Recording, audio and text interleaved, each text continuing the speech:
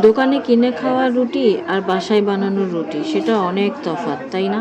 তোমরা কে কে আমার মতো অলস হাতে বানিয়ে রুটি খেতে চাও না? সুযোগ থাকলেও আমার মতো কে চলে যাও দোকানে রুটি কিনে খাওয়ার জন্য?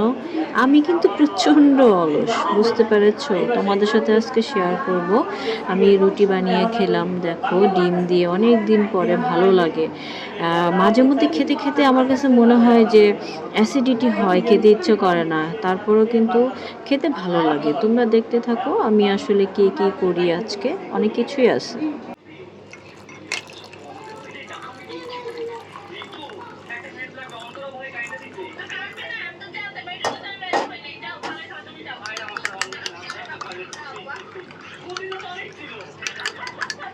রুটি খেয়ে তো রান্না করতে হবে, দুপুর হয়ে গেছে, তাই চলে যাচ্ছি বাজারে। বাজার করে নিয়ে আসলাম, দেখো কি নিয়ে আসলাম, সেটা হচ্ছে চিংড়ি।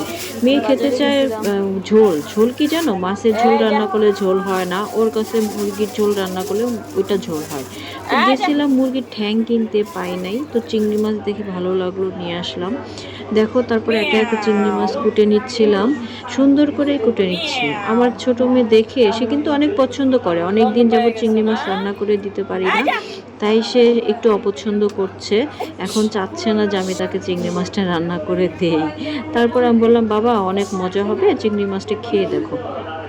তারপর দেখো আমি চিংড়ি মাছগুলো ভালো করে কুটে নিচ্ছিলাম, খুব সুন্দর করে। তারপরে অনেক ছোট ছোট চিংড়ি, তো আমি সবগুলো বাছতে পারিনি। আমি কিছুগুলো আমার দাদিকে দেখতাম বা আমার মুরব্বিদেরকে দেখতাম যে ঝুগা বেটে দেয়। হ্যাঁ, তো হচ্ছে তোমরা এরকম চিংড়ি মাছ ভুনা করলে ঝুগা চিনো?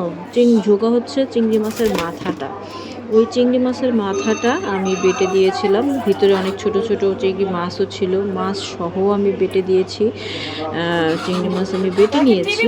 তারপর দেখো আমি অনেকক্ষণ লাগিয়ে চিংড়ি মাছগুলো বেছে নিলাম। একা একা কাজ তো আগাইতে চায় না, এদিকে সময় চলে যায়, আমার টাইম চলে যাচ্ছে, আমার সময়ের সাথে মিল খাচ্ছে না, আমি কাজ শেষ করতে পারছি না।